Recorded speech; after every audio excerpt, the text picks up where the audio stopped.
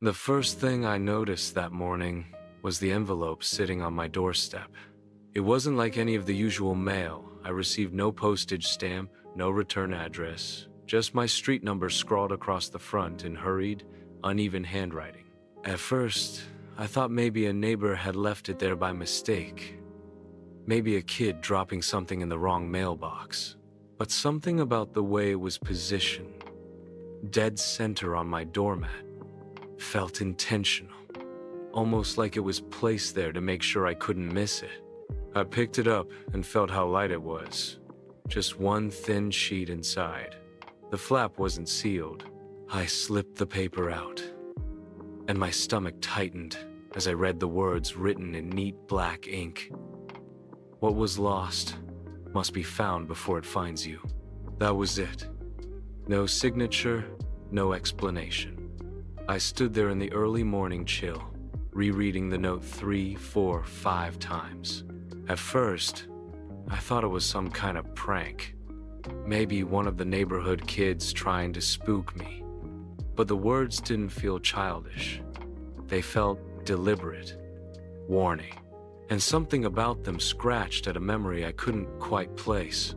I shoved the letter into my pocket and went about my day, though I couldn't stop glancing out my front window.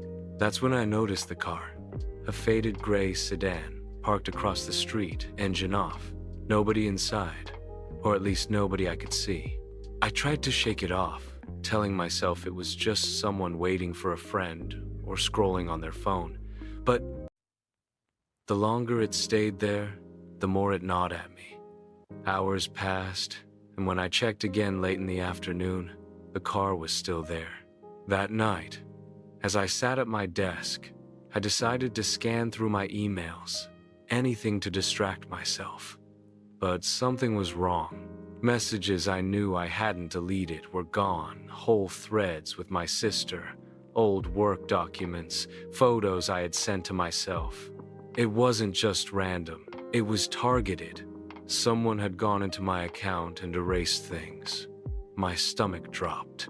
I called my sister, Emily. She lived 2 towns over and had always been the one to calm me down when I spun myself into worry. When she picked up, I didn't even say hello. I just blurted out, "Did you get anything weird delivered today?" She hesitated for a moment before saying, "Yes. Why? Did you?" Her voice was uneasy, which made my skin crawl. "What did yours say?" I asked. There was silence on the other end before she finally whispered, "It was a note. It said, 'Do you remember what you buried?'" I sat there, stunned. That alone was bad enough. But what she said next nearly knocked the air out of me. And it was signed with Dad's handwriting. Our father had been dead for 15 years. I didn't sleep that night. I couldn't. I kept staring at the 2 letters side by side on my desk, mine vague and ominous, hers pointed and personal.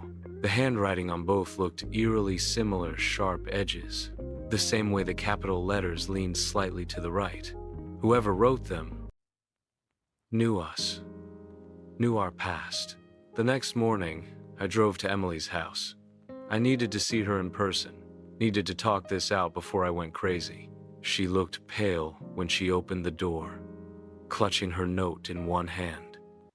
"This isn't funny anymore," she said before I could even step inside. We sat in her kitchen, spreading the letters out like evidence in some kind of crime drama. I asked her if she remembered burying anything, but she shook her head. "I don't know what it means. We were kids. We used to bury things all the time in the backyard time. Capsules, toys, little notes. But why now? And who would know about that?" I wanted to believe it was some coincidence, some weird prank. But then Emily showed me something that made my blood run cold. She opened a drawer and pulled out an old photograph of us as kids, standing in the backyard with our father. He was holding a shovel, and we were both grinning, pointing at the ground where we had just buried something. The photo looked staged, like Dad had wanted us to remember that moment. What did we bury that day? she asked. I stared at the picture, trying to force the memory out of the dusty corners of my brain. I could remember the sun beating down, the smell of grass, Dad's laugh. But the object we put in the ground? Nothing. Just a blank.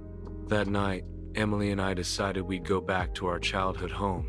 The house had been sold years ago, but the backyard was still there, still holding whatever secrets we had left behind. Before we even made plans, though, I noticed something strange. On my way out, I checked the street, and there it was, again the gray sedan. This time, it was parked across from Emily's house. I didn't tell her. I didn't want to scare her more than she already was. But deep down, I knew we were being watched. The following evening, we drove together to our old neighborhood. The new owners weren't home, and the house was dark, so we slipped into the backyard like we were kids again, sneaking out past bedtime.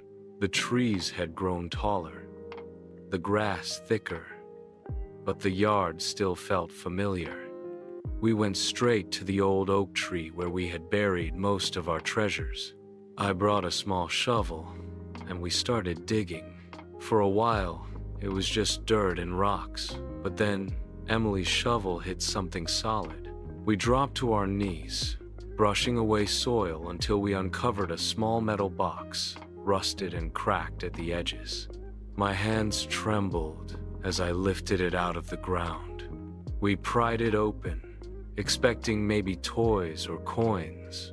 Instead, inside was a stack of folded papers, yellowed with age. The first one I unfolded made my throat close up. It wasn't a child's note or drawing. It was a letter, written in Dad's handwriting, addressed to both of us. It began with 3 words. "If you're reading this, I failed." Emily gasped and grabbed my arm. My vision blurred as I tried to process what I was holding. Dad had left us something. Something he never wanted us to see until much later. But why bury it? Why hide it in the backyard instead of giving it to us when he was alive? I unfolded more of the papers. Some were journal entries, some were scraps of documents, and all of them hinted at things I didn't understand, names I didn't recognize, dates that didn't match up, cryptic notes about the deal and keeping them safe. Emily's hands shook as she pointed at one line in particular. "They'll come looking, and if they do, the children cannot know." But we knew now, and someone else clearly knew too. Behind us, a twig snapped. Both of us froze, our heads jerking toward the sound. The gray sedan was no longer parked on the street. Whoever had been watching us wasn't in the car anymore. I stuffed the letters back into the box and whispered, "We need to go. Now." We sprinted toward the car, hearts pounding, but I couldn't shake the feeling that eyes were on us, following every desperate step we took. And just as I started the engine, I noticed something tucked under the windshield wiper, another envelope. I stared at the envelope wedged beneath the windshield wiper, my hand frozen on the steering wheel. For a moment, I considered just driving away, letting it blow off into the night. But deep down, I knew I couldn't. Emily reached out with trembling fingers and pulled it free. She held it for a long time before opening it, as if afraid of what might be inside. When she finally tore it open, a single sheet slid into her lap. This one was typed, "Not." Handwritten, but the words still sent chills through me. You can't dig up the past without burying yourself in it. No signature, no instructions, just that. Emily and I sat in silence, the car idling, headlights casting pale light over the empty street. I felt like we were being pulled into something bigger than either of us could handle, like a riptide dragging us away from shore. When I dropped Emily back at her house that night, neither of us said much. She hugged me tighter than usual before going inside. On the drive home, I kept checking my mirrors, but the gray sedan never reappeared. Still, I couldn't shake the feeling that we weren't out of its sight. Sleep didn't come easily. Every time I closed my eyes, I saw Dad's handwriting, those words scrawled across the paper. "If you're reading this, I've failed." I replayed them in my head until they became a mantra, twisting and turning, raising more questions with each repetition. Failed at what? Keeping us safe? Protecting Mom? Or something darker? The next morning, I dug back into the box of papers. Emily had let me take it home, though part of me wondered if she just didn't want it under her roof. Most of the pages were mundane at first glance. Old bills, grocery lists, a few faded photographs. But tucked near the bottom, I found something different. A newspaper clipping from 20 years ago. The headline read, "Local man missing after business trip." The article was about someone named Charles Whitman, a name I didn't recognize. According to the piece, he'd vanished while traveling for work. No foul play suspected, just unexplained disappearance.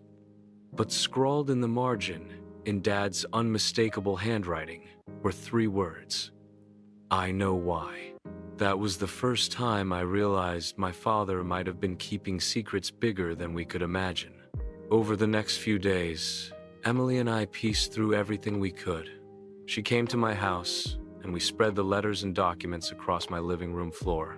The more we read, the clearer it became that Dad had been involved in something hidden. There were references to agreements, to deliveries, to people with initials instead of names. None of it made sense. But one detail stuck out. A date, underlined twice in red ink. October 14, 2002. Emily frowned when she saw it. "That's the day Mom left," she whispered. My chest tightened. I hadn't thought about that day in years. Mom hadn't just left us, she disappeared too. Packed a bag one night and never came back. Dad told us she couldn't handle the pressure of raising 2 kids, that she'd walked out for good. We never saw her again. No calls, no letters, just gone.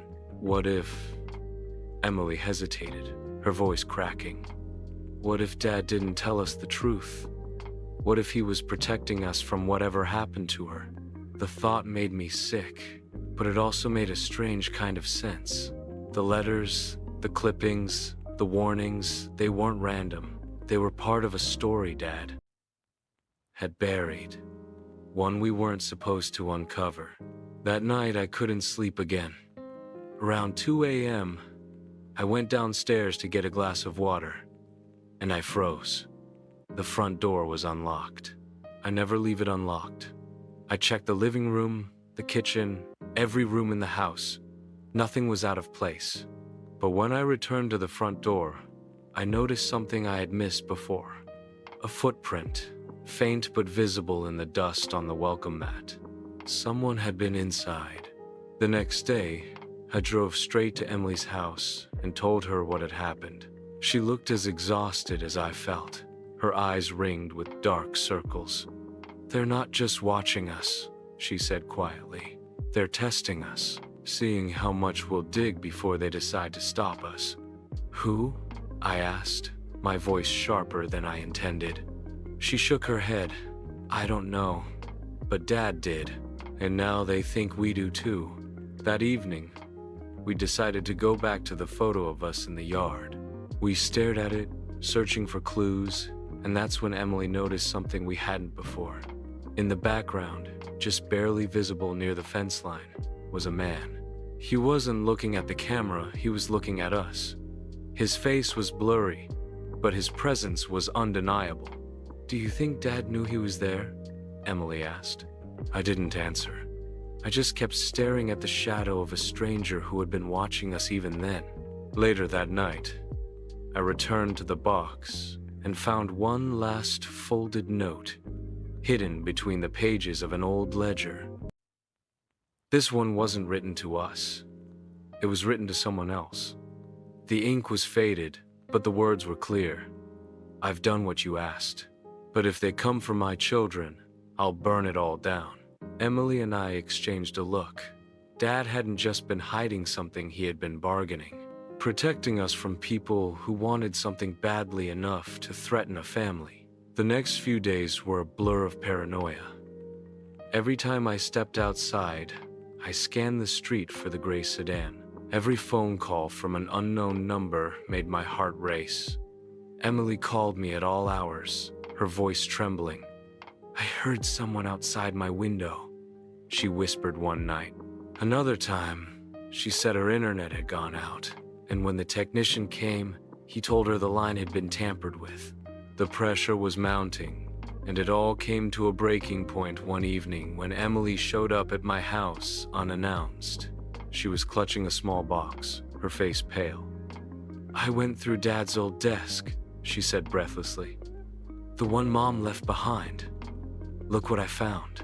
Inside the box was a set of keys on a rusted ring and a slip of paper with an address scribbled on it. "Do you know where this is?" I asked.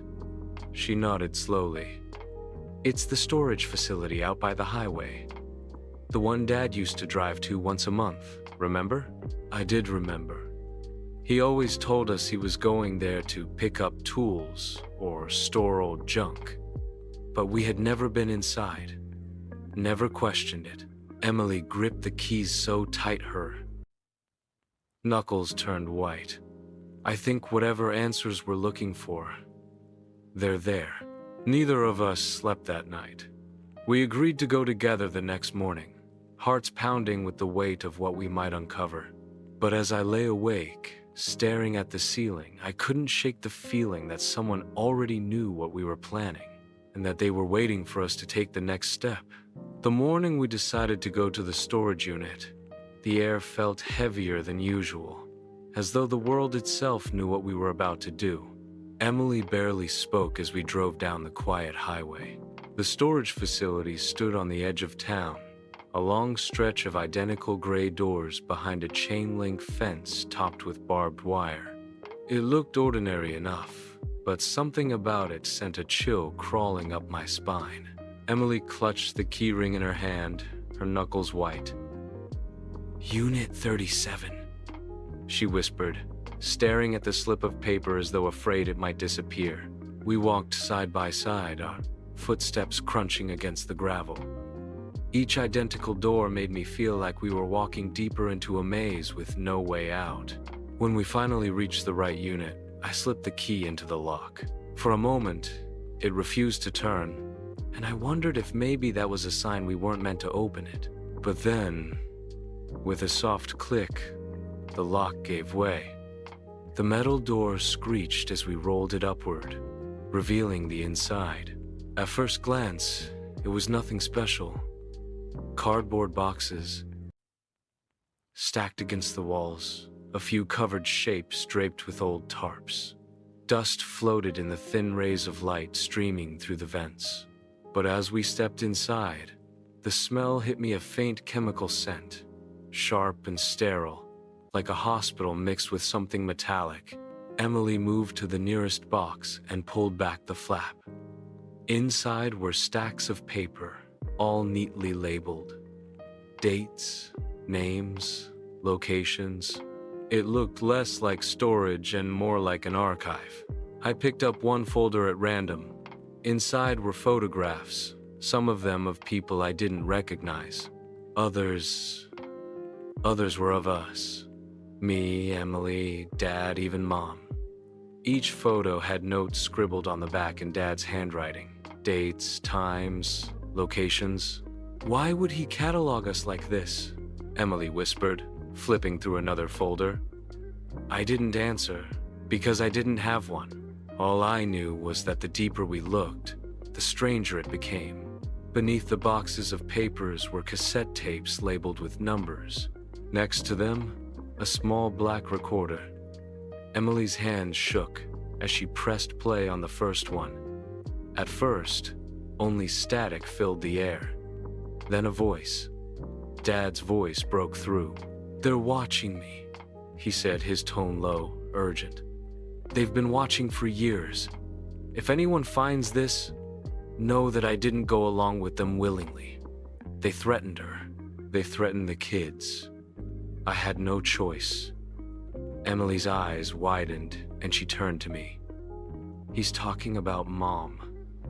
The tape crackled again. They wanted information. Dad continued. They wanted me to keep track of movements, of people. They wanted records. I told them no at first, but then they made her disappear. And I knew I was next if I didn't cooperate. I felt the room spinning. My chest tightened as though the walls were closing in. Our father hadn't just been hiding secrets, he'd been forced into something terrible. Emily pressed her hand against her mouth, tears forming in her eyes. They made Mom disappear. He didn't lie to us. He couldn't tell us the truth. I wanted to stop the tape, but Emily shook her head. We had to hear it all. I don't know how much longer I can keep this up, Dad's voice said. If something happens to me, if they decide I've outlived my usefulness, I need you, whoever finds this, to understand. None of this was by choice. I just wanted to protect my family. But I fear I've only put them in more danger. The tape ended with a click that echoed through the unit like a gunshot. Emily and I stood in silence, the truth heavy on our shoulders. Our father had been part of something against his will. He had been documenting people, movements, events, because someone had forced him to. And our mother's disappearance was the price of his resistance. But the worst part came when we opened the last box. Inside wasn't paper or tapes. It was a small metal case. Emily opened it with shaking hands. Inside were several passports, fake, but with our father's photo on each, under different names. There was also cash, bundles of it in different currencies, and at the very bottom, a small folded letter addressed to us. With trembling fingers, I opened it. Dad's handwriting stared back at me. If you're reading this, it means I failed to escape. I never wanted you to know any of this, but I had no choice but to leave the truth behind. They are everywhere. They'll make sure you never find me. But know this, your mother didn't leave you. She was taken because of me. And if they haven't come for you yet, they will. I dropped the letter as if it had burned me. Emily sobbed, clutching her face. The sound of gravel crunching outside made us both freeze. We weren't alone. I motioned for Emily to stay quiet. Slowly, I peeked through the thin slit near the door. A black SUV had pulled up outside the facility. Two men stepped out, both in dark suits, both scanning the row of units. They know we're here, I whispered. Emily's hand clamped onto mine. What do we do? I looked at the metal case, at the tapes, at the letters. Evidence. Proof. If we left it behind, we'd never know the full truth. If we tried to take it, we'd be caught. The footsteps grew louder. The men were only a few units away. My heart pounded so hard I could barely hear. We take what we can carry, I whispered, and we run. Emily stuffed the letter, the tapes, and the passports into her bag.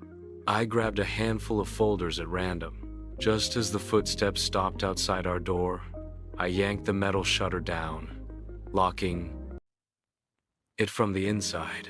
The echo was deafening. They're in this one, a voice said outside.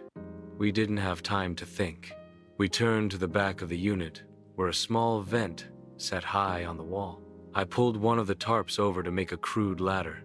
Emily scrambled up first, squeezing through the vent.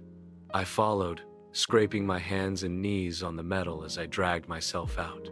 We dropped down behind the row of units, hearts hammering, just as the door to number 37 screeched open. Shouts rang out, and I knew we only had seconds. We ran. Through the gravel, past the chain-link fence, into the field beyond. I could hear the men yelling behind us, but I didn't dare look back. All I knew was that the truth was finally in our hands, and that was the very reason they wanted us silenced. By the time we reached Emily's car hidden down the road, our lungs were burning, our legs aching, but we didn't stop. She threw the bag into the back seat, and we sped away, the storage facility shrinking in the distance. For a long time, neither of us spoke. Only the sound of the tires on the road and our ragged breathing filled the car. Finally, Emily whispered, "What do we do now?" I looked at the bag, at the evidence our father had left behind. The truth was dangerous, but it was ours now. And though the weight of it felt unbearable, I knew one thing for certain. We couldn't run forever.